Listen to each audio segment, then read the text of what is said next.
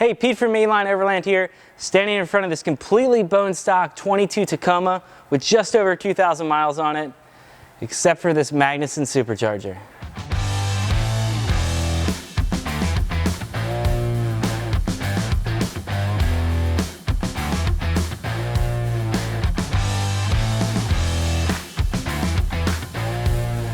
All right, we've got our Magnuson TVS 1900 kit on this 3.5 liter Tacoma. This has given us a 32% power gain, 370 horsepower, and 330 pound-feet of torque. It's a roots type blower, giving us that kind of instant torque you'd expect from a supercharger that's bolted right to the top here. We also have a robust cooling system consisting of an intercooler, pump, and reservoir to keep those intake air temperatures down, and an awesome pulley setup that really makes this thing an OEM plus modification. All right, for our second gen Tacoma fans out there with the 4 liter, you know that torque, you love that torque. You get in a 3.5, coupled with an automatic, it really kind of falls on its face. The Magnuson corrects that issue and gets you back in the power band, keeps you from searching for all those gears, and gets you that V8 performance out of a V6 midsize truck.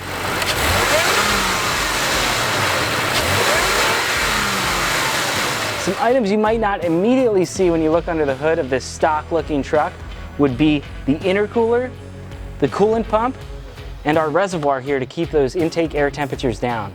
As if the Magnuson Supercharger was not enough, we also re-geared this truck from 391 to Nitro 529s.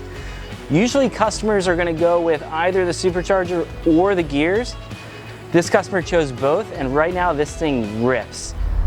Hey everybody, this is Sam. I'm the videographer here at Mainline Overland, and me and Pete are currently out on the road doing a break-in cycle with the new gears and supercharger on this Tacoma. So Pete, can you tell me a little bit more about why you go through this break-in cycle and what components go with it?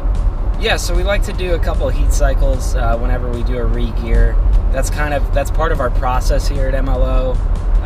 We're not just gonna put it together and send it out the door. We like to get some miles on it, do some heat cycles, let the ring and pinion cool down, naturally, and then come back the next day, do another heat cycle, get some fresh fluid in it, just really kind of run them in for the customer, so when you pick up, it's ready to rock and ready to go.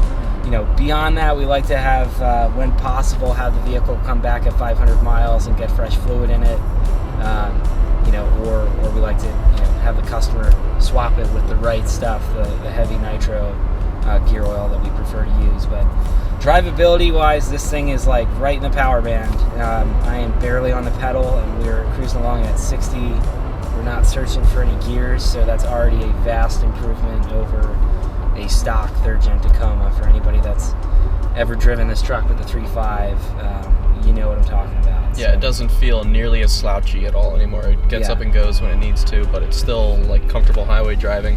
For sure, yeah. The combined power with the Supercharger and the 529s really kind of has that torque on demand, and you really barely need to depress that accelerator to get moving with traffic.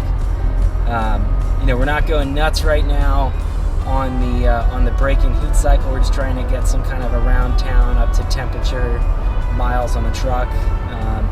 We might be able to kind of get into a little bit of boost here or there, but we're not wailing on this thing. A, because it's not ours, and B, because we're breaking stuff in, but definitely feel a big difference already.